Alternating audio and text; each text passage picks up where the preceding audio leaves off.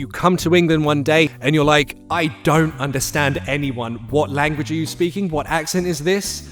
This is what we would call an estuary accent. For actors, if you go to an audition with this accent, it's going to probably give you an edge. But if you're not looking for that typical upper class, Shakespearean sounding British accent, and you also don't want to go Cockney with it, then Ricky Gervais has the accent for you.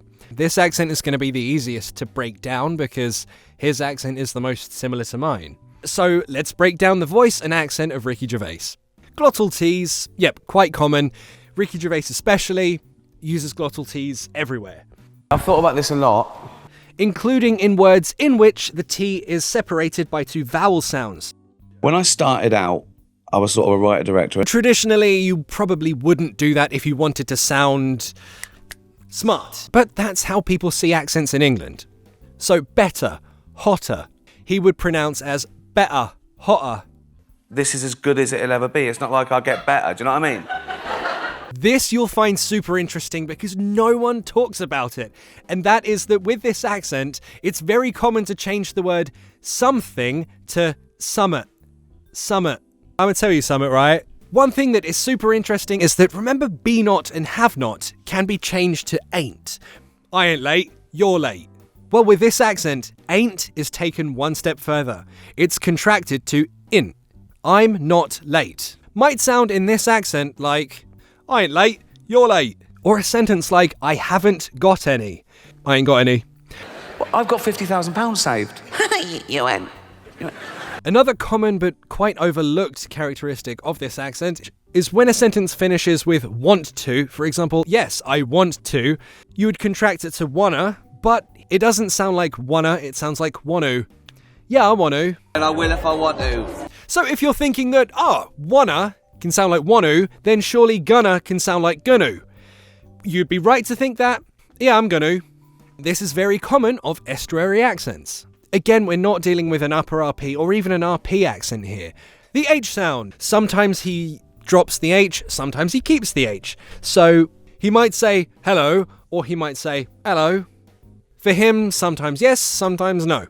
He specifically doesn't change TH sounds. In the Cockney accent, it's quite common to change a th or a v sound into an F or a V sound. For example, in a word like think.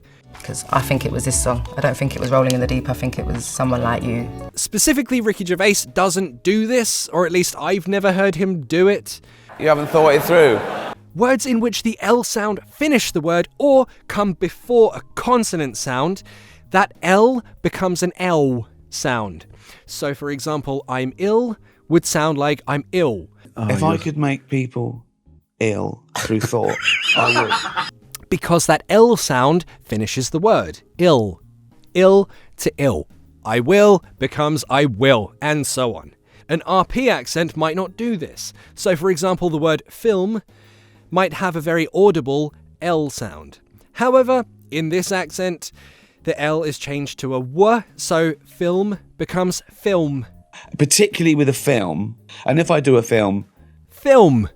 I know so little that I don't know what question to ask. So here's your test to see if you've mastered the estuary accent. How might you say these sentences with that accent? I'm not going to go. I ain't gonna go. I'm ill. I'm ill. I don't know who he is. I don't know who he is. Slower. I don't know who he is. Who he sounds like ooey. It's weird, but it's funny. Sometimes the H is dropped, sometimes it's not. I'm not going to. I ain't gonna. I'm going to watch a film. I'm going to watch a film. There are many varieties, many variations of how people speak in London.